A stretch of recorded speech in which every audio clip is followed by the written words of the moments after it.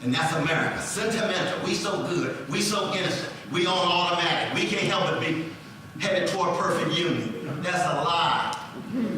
Americans go crypto-fascist the way any other nation of the generation becomes so cynical they don't fight for freedom and democracy. Ain't nothing special about America. Brother Barack said that here in Boston, didn't he? America's a magical place. That brother's gonna have a Christopher Columbus experience soon. I tell you. Magical about America. The hatred and envy and contempt and revenge. That's true for any nation, any civilization. If the younger generation doesn't fight for freedom and democracy, you lose it.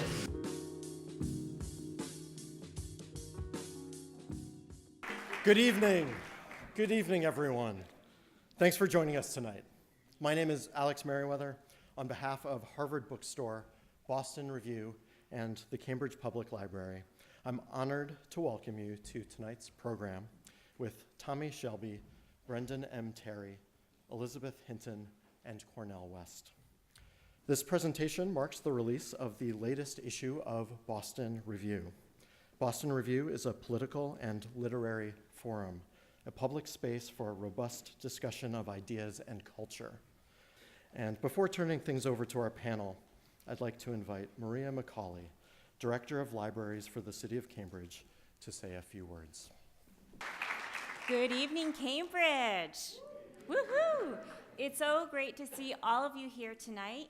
And as I was sitting here looking out at the audience and thinking about our esteemed panel, amazing, I was just struck by, just how fortunate we are that we have all of this rich intellectual capital in the city of Cambridge, and that people like the panelists tonight are willing to come out and to share their brilliant thoughts with us. So what a wonderful evening we have ahead.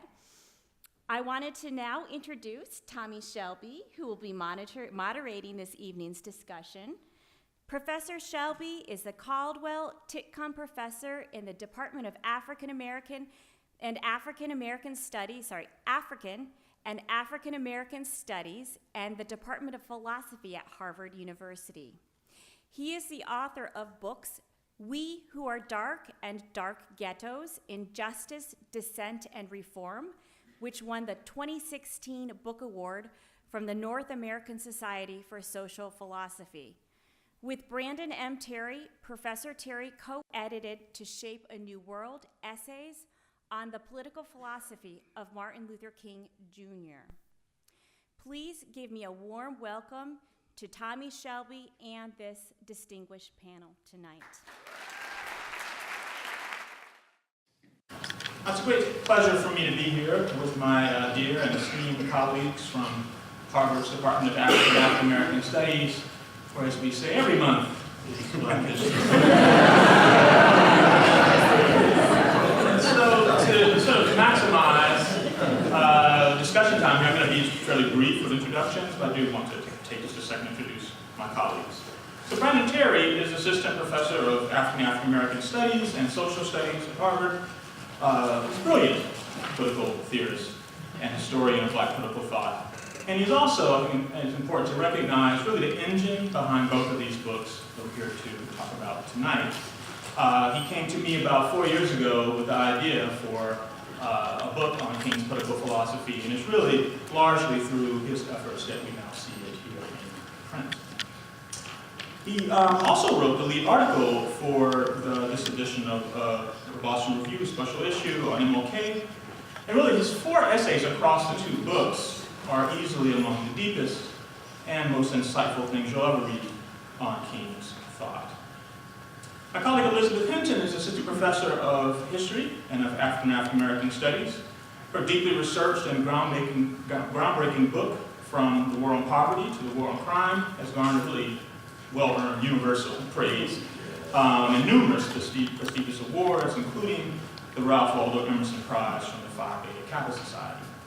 She also contributed a provocative essay, which I'll be asking her about in a second, to 50 years since MLK.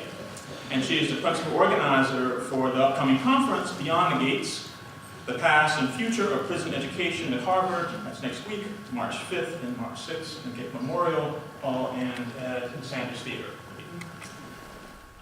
Interest in Cornel West feels absurdly unnecessary.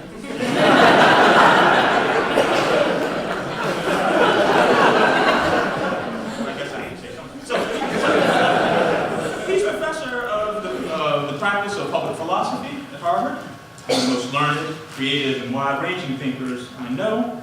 Also the author of some 20 books, including the influential Race Matters. He also edited another 13 books, including a collection of King's writings titled The Radical King. He's really done as much as anyone to keep King's legacy alive, and he embodies, I think, King's spirit of sort of bold, truth-telling, integrity, and courageous action. And we're extremely fortunate to have him as one of the 16 contributors to Shape the New World. So please join me in welcoming Professors Terry, Hinton, and West. Just a few words to set the stage. So often when people, and I mean scholars here as well, approach the history of Black political thought, they interpret it essentially as a series of debates about strategy. The question, at least so it seems, is about what will or won't work to bring about full liberation. And this, I believe, is a mistake. The Black political tradition is as much about ends as it is about means. Thinkers like King are, I believe, reflecting on what exactly we should be trying to achieve. They're asking, as philosophers from Plato to John Rawls have, what is justice? Not simply how we might achieve it. They're trying to understand what true freedom consists of, what equality demands. They're attempting to come to terms with the meaning of democracy, its content, its scope, its foundation. The disagreements among Black thinkers on these fundamental questions are just as deep, I would suggest, as they are on issues of strategy and tactics. Even when the question is about means, this should not be understood in a kind of narrow cost benefits sense. Not all effective means are morally acceptable. Not all ways of resisting injustice are praiseworthy. There are real and pressing questions of political ethics that bear on the attitudes and conduct even of the oppressed. Self-respect, solidarity, fortitude, these are among the virtues of the oppressed when they resist injustice.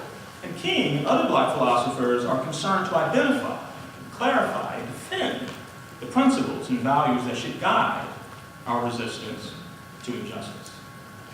King's writings and speeches on things like love, on dignity, on nonviolence, on hope, these things must be understood in this light. Now, there's no denying King's oratorical power and rhetorical skill. It's already immense and rightly praised.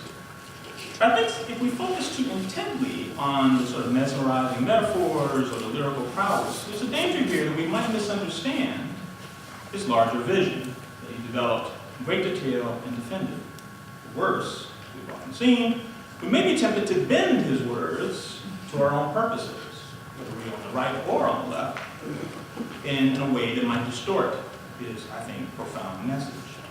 And this is one of the reasons why Brandon and I insist in To Shape the New World that serious engagement with King's philosophy have to go beyond I Have a Dream and Letter from Birmingham Jail, as great as those works are. We must begin with a careful study of his 5 major books: Strive Toward Freedom, Why We Can't Wait, The Strength to Love, Where Did He Go From Here, and The Trumpet of Conscience. And from here, we can critically assess his ideas and arguments. We're, of course, looking for wisdom in these texts, but we're also must acknowledge where we find flaws or gaps. And only then, I think, we'll be able to decide just how King's thought bears on our present and on our future. So with these remarks as background, I want to turn now to a few questions from my colleagues, and I'll start with Brandon. King, as you know, sort of critically engaged Black power philosophy in great detail in Where Do We Go From Here? And there's some obvious similarities between Black power movement and the movement for Black lives. So I thought I might ask you to talk just a bit about how King approached his disagreements with Black power advocates, maybe explore for a moment the relevance of King's ideas for our assessment of the Black Lives Matter movement. Well, firstly, I just want to thank my co-editor and mentor, Tommie Shelby, for all of his incredible leadership through the creation of this volume. He was very, very kind in describing it, but clearly none of these people would have returned my emails. It's really amazing that you have greatest philosophers alive, helping you out. I also want to thank my other panelists who I've always learned a ton from. And I want to send a special thanks to Deb Chasman, who is the editor of Boston Review.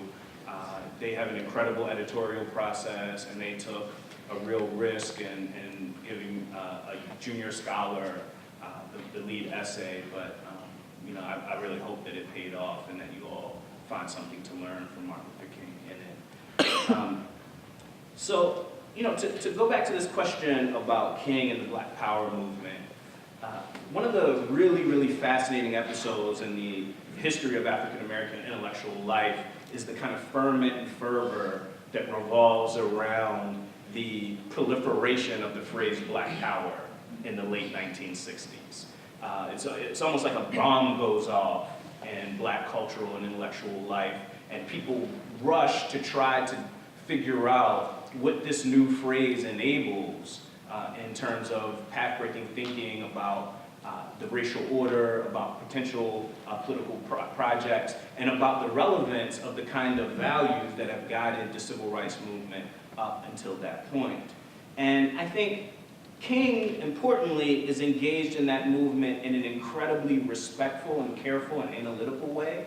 If you read Where Do We Go From Here, it's not polemical. It's a thoughtful exegesis of the Black Power movement's key thinkers and ideas, and a careful, sympathetic engagement with even ideas that many of his colleagues would have dismissed out of hand, like the idea of a revolutionary radical overthrow of the American government. King takes that idea very seriously and tries to lay out both practical and moral reasons against it. But King's objections to Black Power were plenty. I think he thought that, you know, King as a thinker, he's really attuned to the role that fear and paranoia play in race politics in the United States of America. And he was very careful to try to develop political projects and rhetoric that wouldn't exacerbate those fears, right? He was really worried that misguided rhetoric would strengthen what he called, I mean, these are his words, the fascist right wing of our nation, and enable forms of repression and retrenchment that would cripple any struggle for social justice. With that said, he had a lot of sympathy for the view that that the broader culture in the United States of America was, to put it bluntly, pretty anti-Black. That it threw up images of Black people that were demeaning, that its vocabularies, even the word Black has a resonance. You know, our colleague Orlando Patterson refuses to use the word Black to describe what he calls Afro-Americans because he thinks the linguistic resonance with evil and impurity is so deep that it would be hard to shake it and create a kind of revolution in values. So he was attuned to that, but he never thought, like some in the Black Power movement did, that you needed an equal form of racial chauvinism to overthrow it, or a form of separatism to combat it. He thought that the best way to assail those kinds of ideas and demeaning stereotypes was not necessarily a project of artistic creation or separatism, but an entrenched politics that would cause all people to see Blacks as co-creators of a democratic society, and not an elitist politics, but a politics of contentious action. So when you think of that kind of frame of critique, and you know that's setting aside King's various objections to the rhetoric of violence and things like that, when you deploy those to the question of Black Lives Matter movement, I think you get a couple of things. One is that I think King would be worried to the extent that some wings of the Black Lives Matter movement, or at least prominent representatives of it, can be found often on social media embracing a rhetoric that tries to humiliate and not necessarily approach criticism or opponents with a stance of love and forgiveness and openness and receptivity. I think he'd be very concerned about that. I think he'd also be concerned at those moments where a assertion of Black cultural pride tips into a kind of chauvinism. And then lastly, and again, this isn't to characterize the entire Black Lives Matter movement, which is multifaceted and variegated, I think he'd be worried to some degree at those wings of it that overemphasize race as the explanation for all causes of black disadvantage and don't acknowledge the massive transformations in political economy that have been brought by technological change, the implications of militarism, things that just can't be reduced to racism. And so as much as he would admire the courage of people putting their lives on the line and put his body on the line for them as well, I think those are the kinds of criticisms he would be trying to lodge in a careful, sympathetic, and fully engaged way. Let me put a follow-up to you and a related question. So I think, so these days, a lot of black activists speak, I think, mostly derisively, of the sort of politics of respectability. Mm-hmm. And such politics is sometimes associated with King and associates in the civil rights movement. So I guess I wonder, what do you think there's something to that? Is that fair characterization? And is King really on the side, or in any way he thought it was on the side of a kind of class-inflected respectability? Well, so my concern with that kind of term, the politics of respectability, is that I think if you go back to where the term originates, which is our colleague Evelyn Brooks Higginbotham, she really means to mark out two different features of black political life. One is the thing that activists rightly criticize and skewer, and that's this sort of strategic conception, this notion that if there's a racial stigma or group stigma, what you want is forms of conduct and comportment that might undermine that stigma. If people think of blacks as ignorant and low class and violent, you want to be peaceful, show up in a suit, speak perfect English, and these sorts of things, not because those things are good in and of themselves, but because they will strategically advance your objectives by undermining the stigma. And so the problem with that, of course, is that it raises the question of indignity, right? Is there something undignified about appealing to other people's sufferance for things like basic fairness and your equal standing in the polity? It also reinscribes a form of domination by, implicitly agreeing that people who can't conform to those norms are justifiably treated in this fashion. And quite frankly, it often doesn't work because partly racism can be quite arbitrary. It sometimes works, but often it doesn't work. And it's not to deny that civil rights activists aren't involved in some of those things. I mean, I think King is guilty on some of these scores, just like pretty much everybody else in the civil rights movement, of marginalizing people who were openly gay, diminishing the standing and participatory parity of women because people had a sense that if men weren't representing the group, then that would somehow reflect badly on blacks as a group. So I think all of those things are true, but what I worry about is when we inflate the concept so that we mistake what Evelyn meant to pick out with the second dimension, which is really a politics of character or virtue. And so that's when people say things like, well, your argument against anger is nothing but the politics of respectability. Or your argument that implores people to change something about their culture or particular habits like thrift or piety, your arguments in that register are just an appeal to the politics of respectability.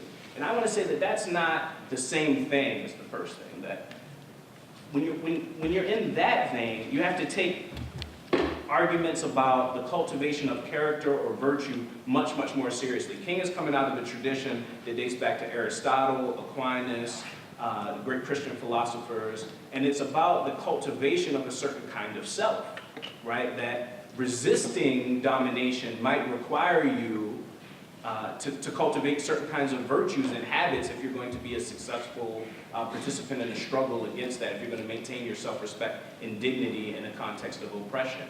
It means not reducing the question of what the good life is to the question of how can we strategically defeat racism, right? The question of the good life supersedes that overflows those boundaries. Black people have been arguing and debating forever about how to live a good life, just like other human beings. And our arguments about those things shouldn't be caricatured as if they're nothing more than the kind of supplicative appeal to white standards or to caricature forms of dignified conduct as if they're nothing but white or middle class in nature, when they might have a much deeper philosophical and anthropological basis. I'll put one more question to you before turning to Elizabeth.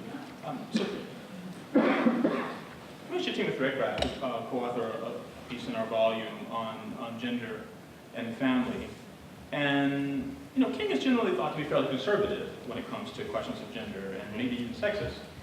So I guess one question one might have is whether, is he any help to us, really, when it comes to questions of gender equality, or is he basically just a hindrance on it? So I encourage everybody to read the piece in the volume to get a much more extended version of this, but while I definitely think King is a sexist, I think he holds ontological views about gender. I think what he thinks gender is and sex is leads him to some misguided views about how the family should be structured and what women's nature is and what men's nature is.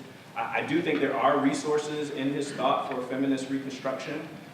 Three that I can point out just really, really quickly are, one is that part of his defense of civil disobedience and mass nonviolent direct action are precisely its universal character, right? So that unlike forms of politics that rely on experts to litigate or represent, unlike forms of violence that require strength and military training and endurance, nonviolent direct action can include basically everybody, right? It goes across boundaries of disability, gender, age, sexuality.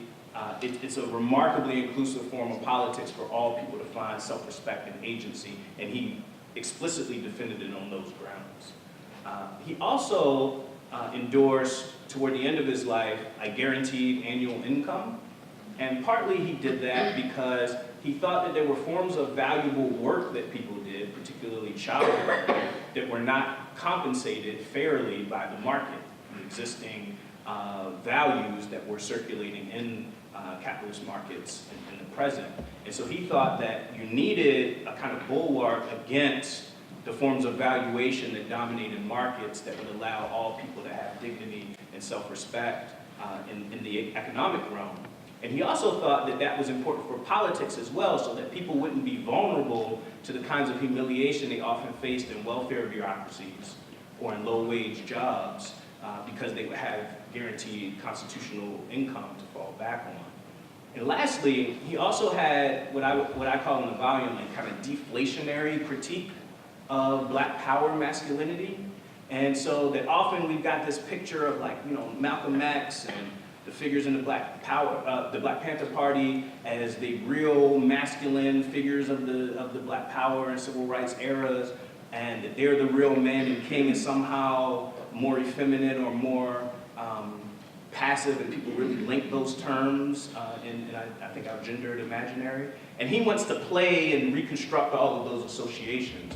And so he's often kind of poking at the Black militants by saying, what's easier, right? Giving a fiery speech on a street corner in Harlem where no one's going to do anything to you but applaud, or putting your life on the line here in Mississippi and Alabama trying to fight for the equality of our people.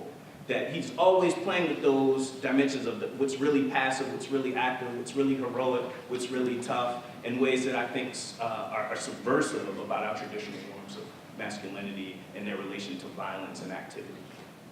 Thanks for that. Elizabeth. So King didn't live, obviously, to see the expansion of prisons that we've seen, exponential growth in the prison population. He did, of course, write about police brutality, its relationship to urban poverty, thought a lot about that set of questions. So I'm wondering if you might talk to us a bit about whether there are lessons we can take from his writings or his activism, might have some bearing on the problem of mass incarceration that we now Thank you for the question, Tommy. I just want to thank the Cambridge Public Library, Boston Review, Harvard Bookstore for bringing us together in dialogue. Of course, all of you for coming, and my dear colleague and friend, Brandon Terry, for inviting me to contribute to the issue. I'm going to actually read a quote from King that comes at the end of my piece in here that I think kind of sets some of this up, which is that social justice and progress are the absolute guarantors of riot prevention. There is no other answer. Constructive social change will bring certain tranquility. Evasions will merely encourage turmoil.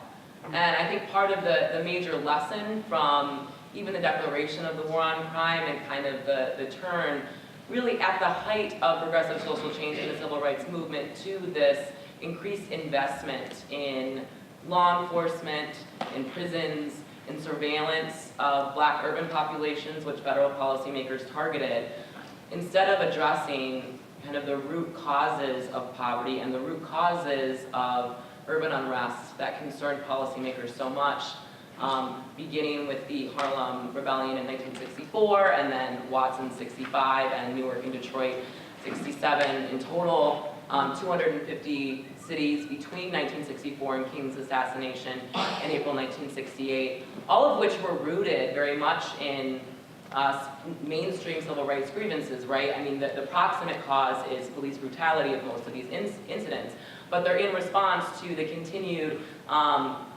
structural exclusion of low-income Black Americans from full access to American institutions, from full participation in American society. So they're about fundamentally unemployment, subpar and under-resourced urban public schools, dilapidated and inexcusable, frankly, housing. And so the response of policymakers is not to actually listen to what the Kerner report, Lyndon Johnson's own Kerner report says in '68 in response to the unrest specifically in Detroit and Newark, which is, okay, we need a Marshall Plan for American cities. We need a reinvestment in American cities. The response is an escalation and a militarization of police, what some might call and what many Black Power activists saw as a occupation of targeted Black urban areas.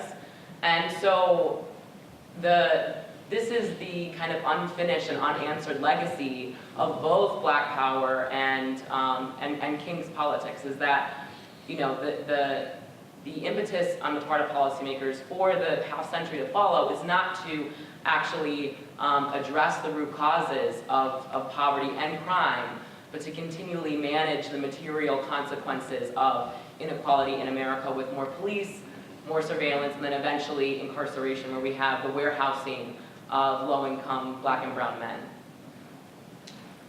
Thanks. Let me follow up. So there's one way of conceiving of the victims of this penal term is to think of them as their actions as a form of political resistance. And you, in your essay, you provocatively suggest that urban rebellions, sometimes called riots, are not really sort of cathartic response to oppression or just spontaneous kind of response, but could be understood as a form of political action. So I want to invite you to elaborate a little bit on this point, to think maybe with or maybe against King on the question of how to think about urban rebellion. Well, part of what I want to do in this essay, and I think in my work, is to really complicate the landscape of politics in the 60s, to really think about the actions of, and the incidents that I touch on in this piece are kind of these thousands that we don't talk about or think about, urban uprisings that happen in targeted urban communities as the kind of new federal investment in local police forces is unfolding. And part of why we don't talk about these incidents is because they don't require the deployment of the National Guard like the incidents early in the decade did.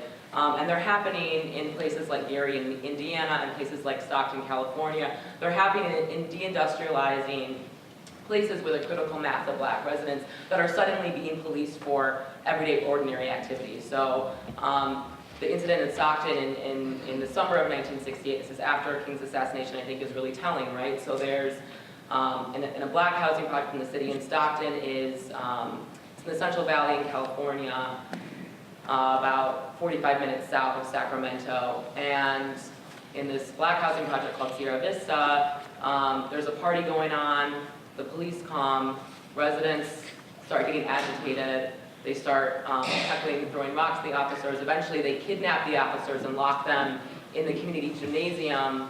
They set the police car on fire. And the proximate cause of these incidents are, as I mentioned, police, but then quickly they evolve into kind of a larger set of civil rights demands and grievances, and kind of more about a call to be included or in institutions that are operating in the community that are seen as exploitive or exclusionary, but also a call of ownership over resources in the community.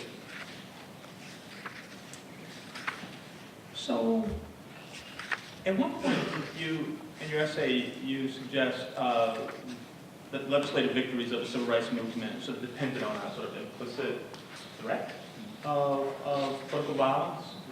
So I guess I'm an impossible question. So you can stand here and Cornel So the impossible question is, so do you think that the movement to end Jim Crow would have failed, or was there a real risk of it failing in the absence of that sort of background threat of violence? Do you want to say something as strong as that, or basically want to just get your reflections on like how to take that thought in? I haven't thought about it in those terms before, in part because historians are so adverse to counterfactual.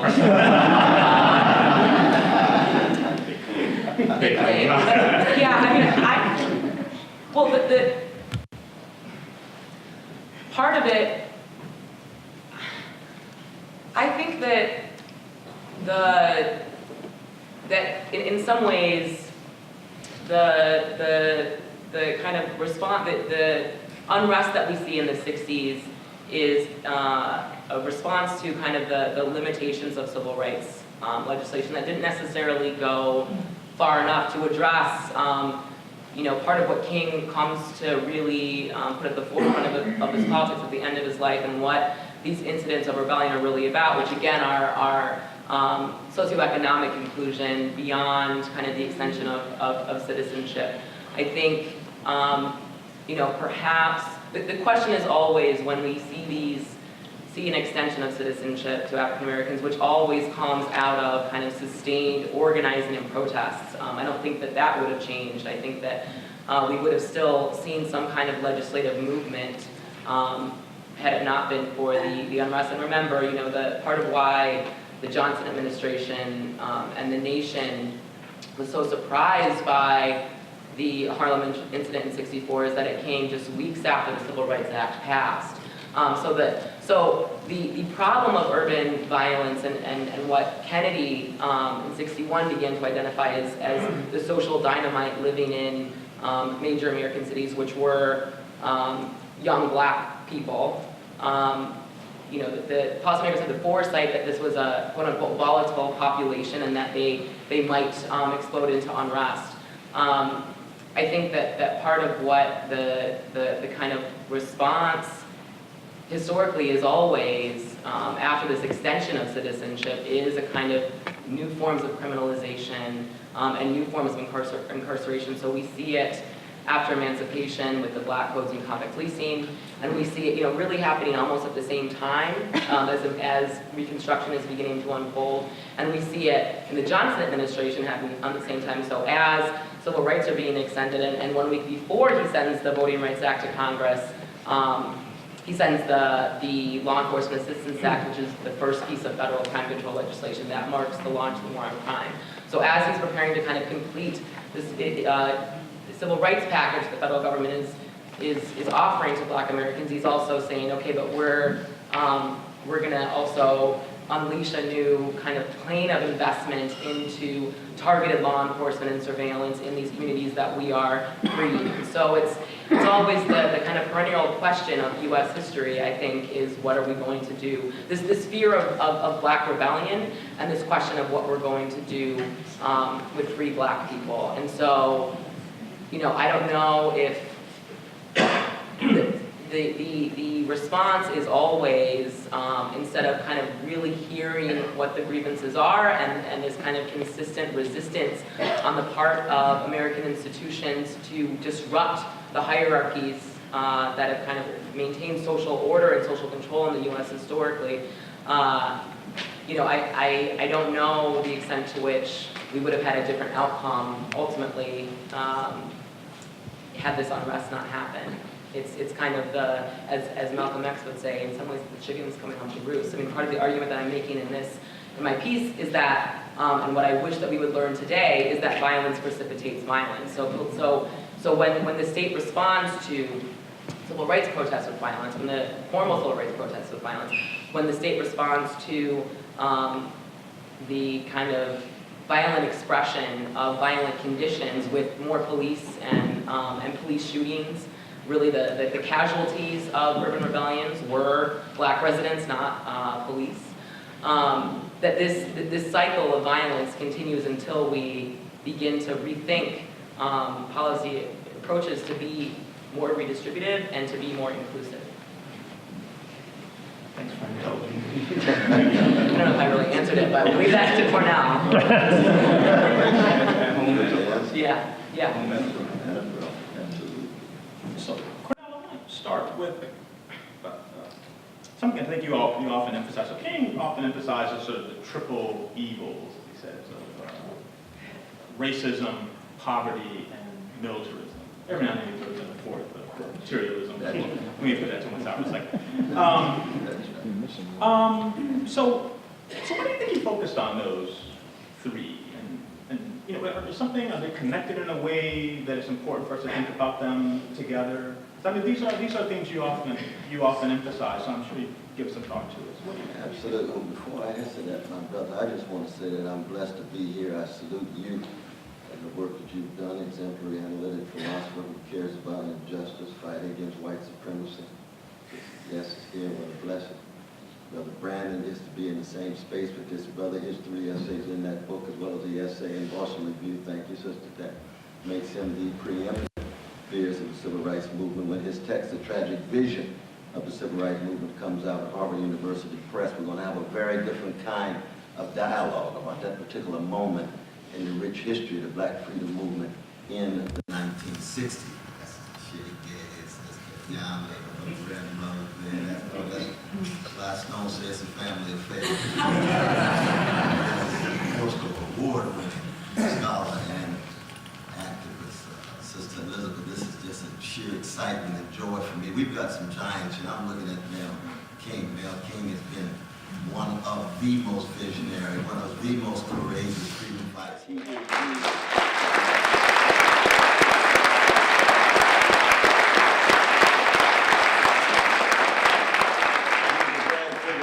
Progressive and revolutionary politics in Boston, and to do that and still be in your right mind 4 days out of the week. You're still in the right mind. And I have the rivers here, Jackie and Eugene, who I've known for over 40 years, exemplify that same love of warriorship that Brother David Kim, Professor of Magnificence at Lex, my own beloved Alexis, distinguished philosopher, and so on. That for me, you can't talk about Martin without talking about the ways in which love connected to justice tries to embrace the best of us so that we recognize that we've got to be able to fortify ourselves in struggle. 3 different quotes connected to the answer to the question. Brother Martin, I'd rather be dead than afraid. How many people could really say that? That Negro could. Given all his flaws. He's fallen. He's finite. The only thing that breaks the back of fear is love. Love of truth, goodness, beauty, neighbor. Some of us are revolutionary Christians. Love of enemy. That's the only thing that breaks it. And for black people who've been taught to hate themselves, you love yourself and love your neighbor and justice. You're willing to give it all, to tell the truth, engage in witness bearing, and not for popularity, but in the name of integrity. That's Brother Martin. He goes on to say, what you say may get you a corporation sponsor, but it won't get you into the kingdom of truth. That's a beginning of an understanding of black leadership and progressive leadership in the last 30 years in terms of their willingness to adjust to a neoliberal order in order to gain access to funds and money and give up on focusing on poor people and working people and those in the hood locked into mass incarceration, indecent housing, decrepit education, massive unemployment and underemployment. Turn your back, opt for success, and be the highly visible, successful one. And that's for poor people to live vicariously through you. That's not just Hollywood, but we can start there. It's a neoliberal way of understanding the world. Smartness, riches, and bombs in terms of imperial policy. But the third quote is, I am deeply saddened that most of my inquiries never knew me. Never understood my calling. Never understood my commitment. I'm not primarily a civil rights activist. I'm not primarily a peace activist. I'm trying to be a Christian. I believe in the arete, the excellence of Christian ministry, which means that I'm going to love everybody and translate that love into a truth-telling and a witness bearing. And it doesn't fit any ideological or political label or category. That's Martin. That's one of the reasons why most academicians have to end up domesticating that brother. They have to end up sanitizing and sterilizing that brother because he's too complex.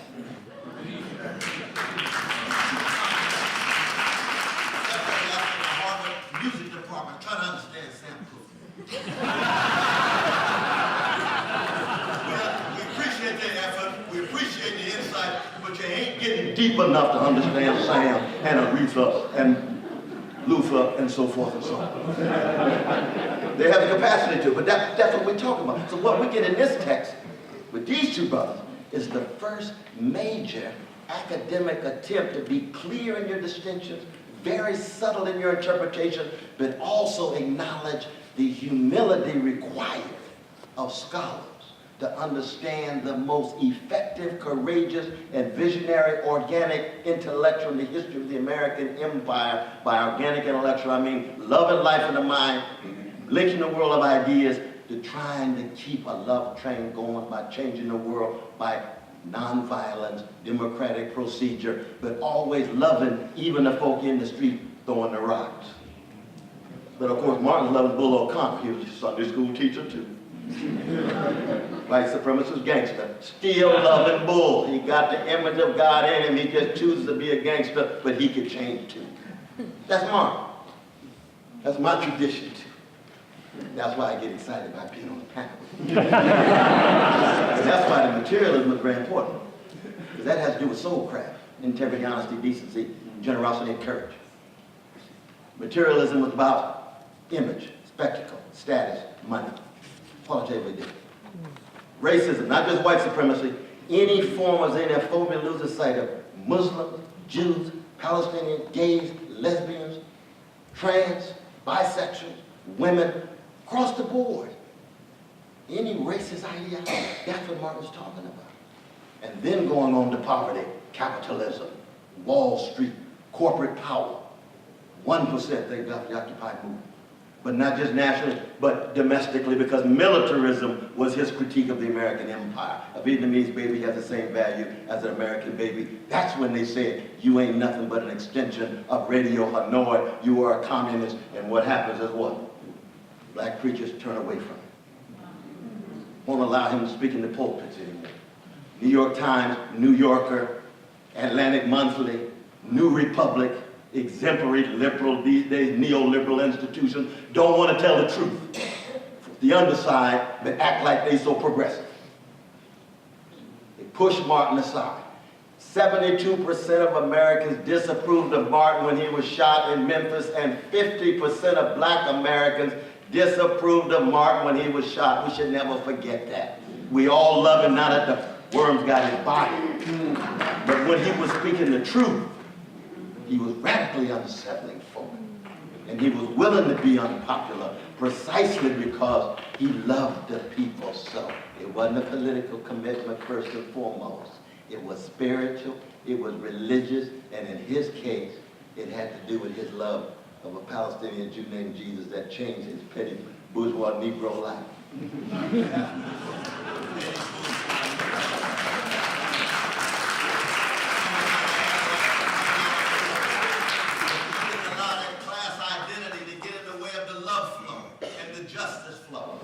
And that's why they got streets named after him all around the world, because he was willing to not be afraid.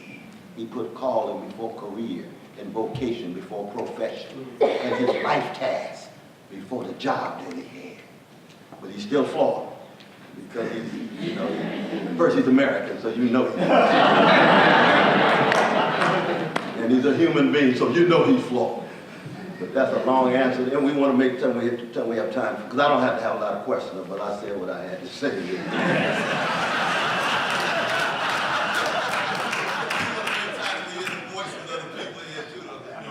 been wonderful, Brother Tommie, in terms of clarity of your question in person. One more question to you. Oh, all right. I'll follow instructions. Right. So, and then we'll go for any questions from there. Because we need some help, because many of us are suffering from a pretty deep sense of pessimism at the moment, right? And where despair really is a kind of ever-present temptation. And I think that, King had a lot to say about this, and so why do you think that he thought despair was a kind of vice? And I guess the other side of that is, how should, he thought of virtue, thought of hope as a kind of virtue? How should we understand that? I think King, as a Christian, understood that despair was the very root way through which one is able to become a prisoner of hope but never be an optimist.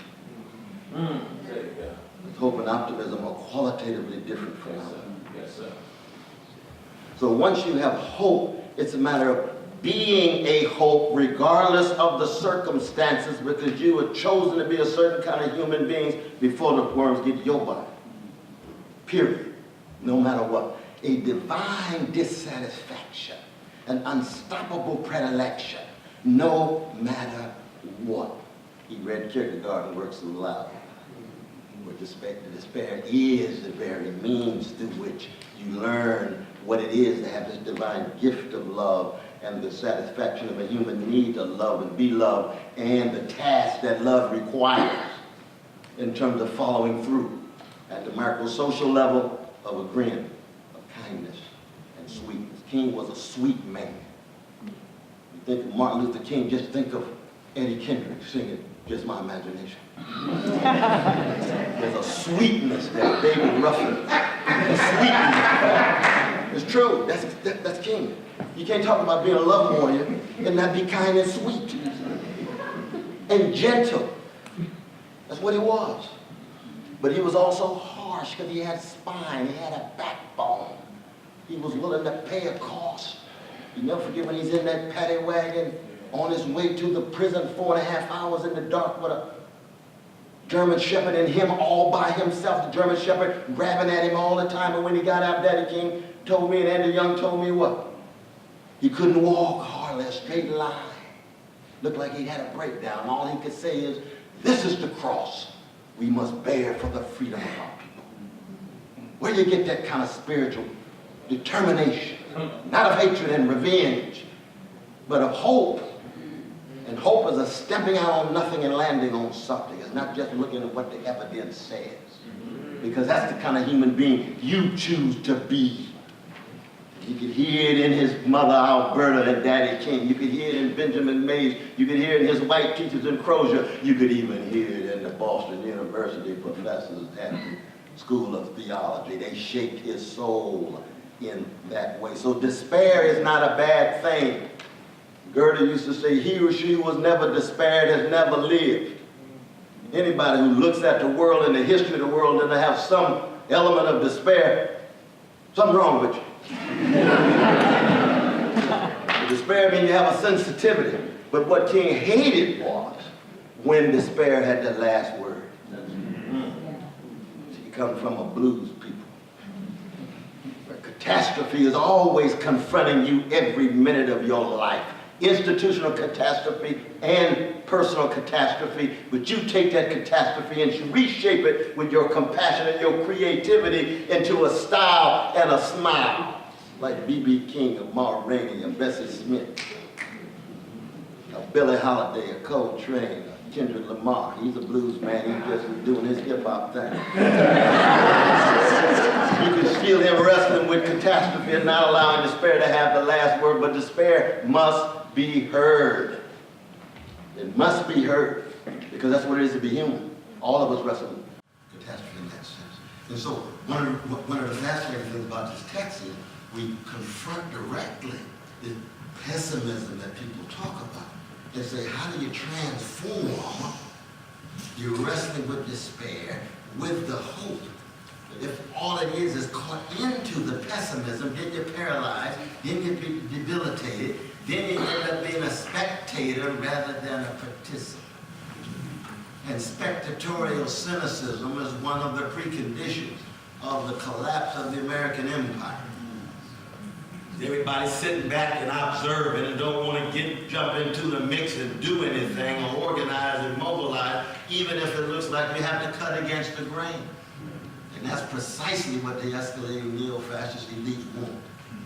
All of these good folks be cynical and pessimistic, thinking they can't do anything while they deal with dysfunctional government and the plutocrats rule, while they deal with the 53 cents for every dollar going to the military-industrial complex and the drone strikes escalating under Democratic and Republican president.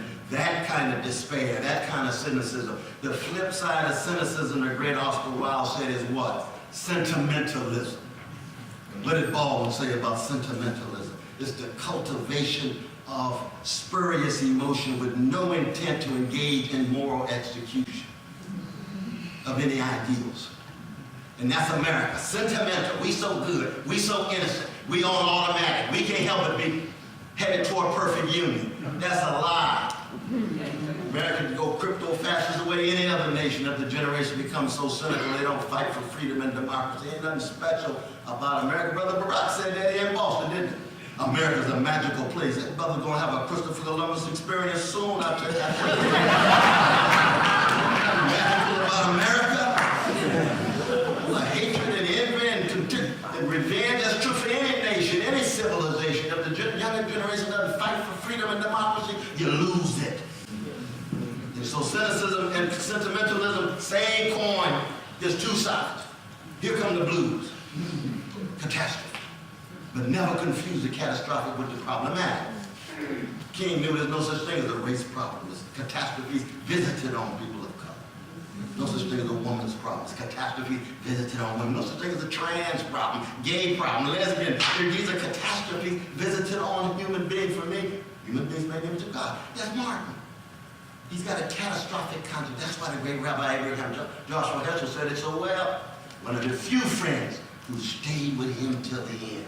He said the future of America depends on the response of America to the legacy of Martin King. If you don't deal with racism, poverty, militarism, and materialism, you're going to lose your American democracy, and you're going to end up with neo-fascists with narcissistic proclivities somehow dictating a culture driven by mendacity and criminality and acting as if they're making America great.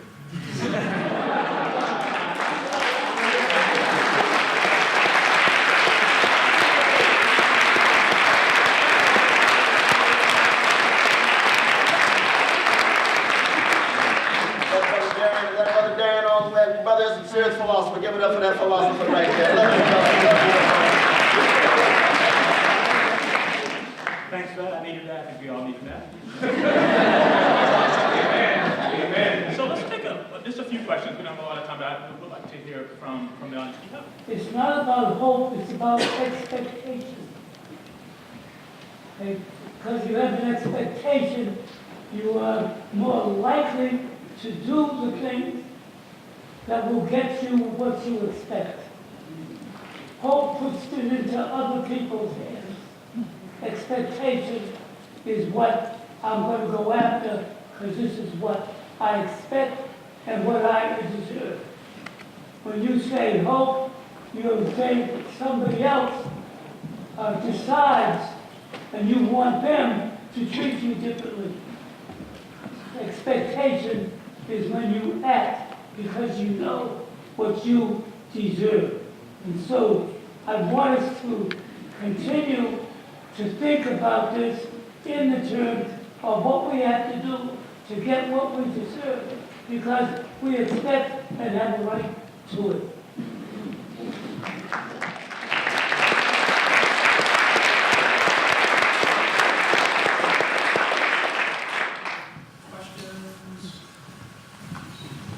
Yeah, Mr. West, you kind of addressed this in some of your remarks, but there seems to be a phenomenal marginalization of Martin Luther King's legacy and words. And we've seen so many ways of him being sanitized within these last number of decades, to the point where during the Super Bowl, there was a car commercial with his voice, which sort of seemed to be completely against whatever ways that he lived his life. And I'm wondering, how do we pull that back at this point? How do we move, especially in this era of Trump, of sort of really being able to sort of put those words back into the context that it needs to be in, as opposed to using it for capitalism and commercialism and holding up the government right structure? I appreciate that. Well, that's another reason why this text is so very important. Predatory capitalism will colonize and commodify anything. Sacred, profane, you, me, your mama, and my brother. True. Everything for sale, everybody for sale. That's what it's all about. It's profit maximizing across the board. Be a little concerned with moral dimension and spiritual dimension. But the question then becomes, how do we use market? Because we don't have a socialist project that's credible at the moment. How do you use the markets in such a way that non-market values and visions, love and justice, can become operative? And it's only by example. It's only by example. Martin Luther King Jr., just like Du Bois in the 1960s, right? Just like Eugene Debs with Bernie Sanders, become visible when human beings come together with courage, vision, a willingness to sacrifice and serve the most vulnerable, and bring back the words with a vitality and a vibrancy in their lives, in their actions, in their deeds, and in their words. So, for example, the movement for Black Lives, they've got a very different Martin. They got a very different Malcolm, too. You can't talk about Martin without Malcolm. You can't talk about Malcolm without Ella Baker. You can't talk about Ella Baker without Fannie Lou Hamer. And it goes on and on. Because no one of these individuals made the movement. Ella said that the movement made them. But it's when new movements emerge. And we've got to connect it to ecological catastrophe. We've got to connect it to nuclear. All of these different ways in which we human beings are being threatened, we human beings are being undercut in terms of the best of who we are. And so I want to say to you, my dear brothers, back to the issue of expectations here, I think we can expect with this magnificent, marvelous new militancy among young people across race, across class, there's a spiritual and moral awakening. Movement for Black Lives is one slice of it. You got young folk in Florida. You got women, and I'm not talking about people, middle-class corporate feminists who run around talking about they upset, but they were with the Hollywood elites for the last 25 years, wouldn't say a mumbling word. I'm talking about the women on the ground, putting poor and working people at the center, especially the women of color, especially the trans and the lesbian sisters at the center. Those new flow of social motion, they're not social movements yet, but that new flow of social motion will give us a new king. They'll be reading Tommie and Brandon's book. In the context of that struggle. That's what it's all about. Is that fair, y'all?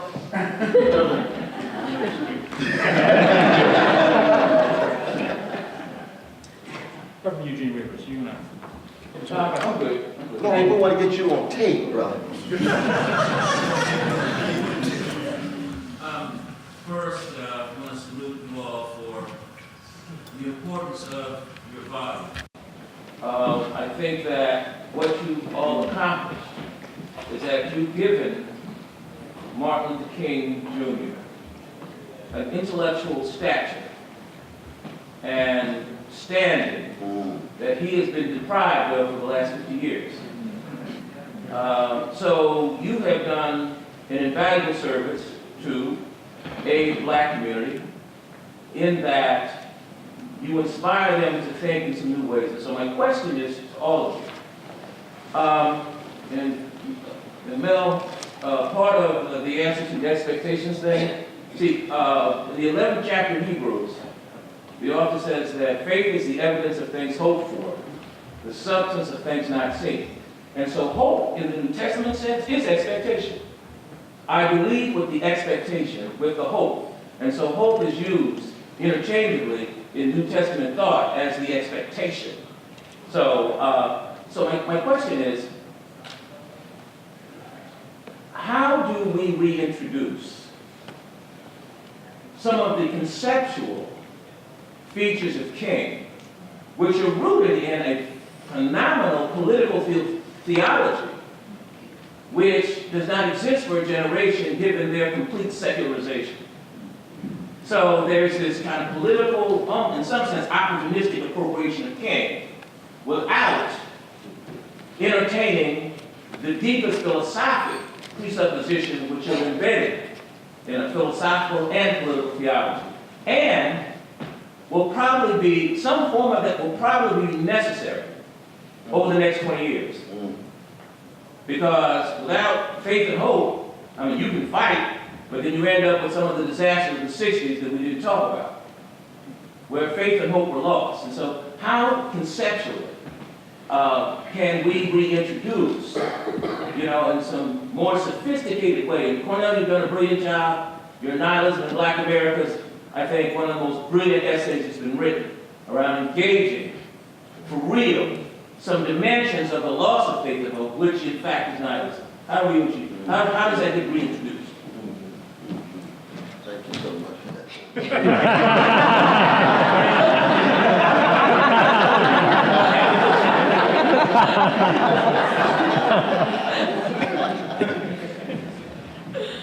So let me separate it out into two questions. So one is a question about when dealing with a figure like King, who, as Brother West brilliantly put it, is somebody who's so nourished by a political theology, a deep, deep reflection on the Christian gospel. He's got a PhD in systematic theology. How do we make sense of somebody like that's arguments in an era that is, marked by reasonable pluralism about metaphysical questions and secularism? The first thing is trite, but it's also serious in a way. I mean, it makes it no less true, which is that we have to take that really seriously. And I think we can't proceed as if that's not the case. And so I think many of these views, and this is the philosophical tradition writ large, many of these views, they're not, we often treat, the famous phrase, religion as a conversation stopper. We treat people who appeal to religion as if, okay, well, there's nothing more that can be said about that. But people who are coming out of these traditions are deep reflectors on human sociability, what it means to be human, what kind of creatures we are, animals are, what kind of world we live in, whether the world is amenable to our ends. There's an amazing book, Susan Neiman's book on evil and modern thought. And one of the things she does that's really powerful in that book is she even traces these questions that we think of as kind of esoteric, philosophical questions about how do I know I'm here? How do I know you guys are really here? To questions about how do we deal with evil, right? Because it's about, does the world match up with our perceptions of it? Right? Those are the questions that come when you're confronted with evil. Because you look at the world around you and say, is there anything else possible besides this misery, this despair, this frustration, this suffering? That's the Schopenhauer question. So I say all that to say that I think one of the things I've tried to draw out in King's thought is that the philosophical anthropology is more persuasive than people give it credit for, and doesn't necessarily turn on your interpretation of the metaphysical foundations of the Christian gospel. So you know, there are arguments that I think are powerful. So do people respond on balance to undeserved human suffering in a way that makes you suggest that there might be some kind of moral content that might be worked out of that response? That's a question that King poses to us with civil disobedience. There's a question about the nature of anger, right? So is it the case that anger can come with a retributive impulse or blind us to the demands that other people have on our ethical obligations, or cause us to miss what's true, beautiful, and compelling in our own lives? If we've had that kind of experience, as a phenomenological experience, we don't need a complicated metaphysics to make sense of and reconstruct that anthropological content in King. So that's what I would say to that. Now, the second question about pessimism, I mean, it is the toughest question of our time, and I think, you know, part of the diagnosis of pessimism has to really turn backward on the pessimists themselves, right? And so, you know, when you read people who come out of an Afro-pessimist tradition, I think you have to understand why they think all forms of political action are, from the beginning, cynical or self-defeating, self-undermining.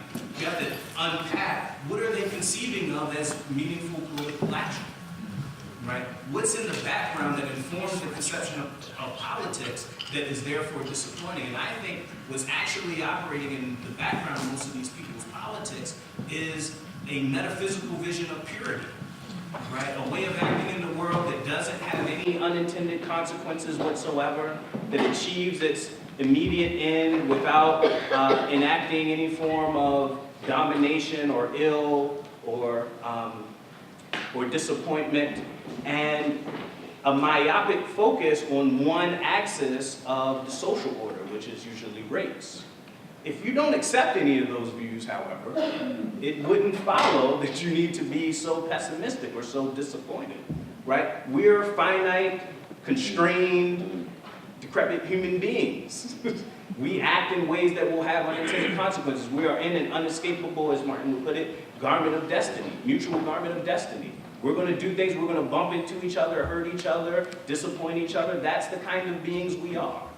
But a tragic sensibility, not a pessimistic one or a romantic, optimistic one, I think attunes you to that inevitable disappointment, causes you to try to keep your finger on that wound and go back to it, return to it, to try to heal it in another iteration, not to lose track of it, right? Not to hold that kind of metaphysical ideal to judge everything as if the world should have never existed. This is the world we got. We're the kind of beings we are, and that doesn't make our life any less worth living. And I think that's where you get into the kind of blues tradition that Cornel is always speaking of, the tragic tradition that comes out of Greek and modern literature. And I think that's the kind of answer that takes the devastation seriously, but doesn't flinch in the face of the demand for purposive human action in the service of emancipation.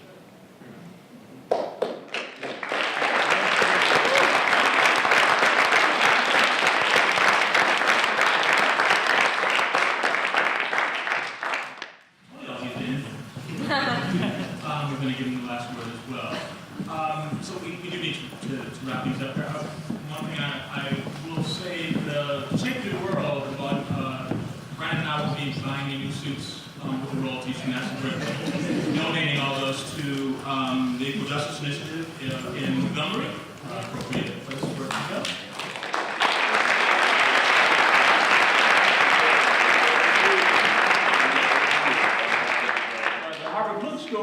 And Boston Review, they need your money, so please buy books. So they can do the wonderful work that they do in our community. Thank you all for coming out, and please thank our esteemed audience.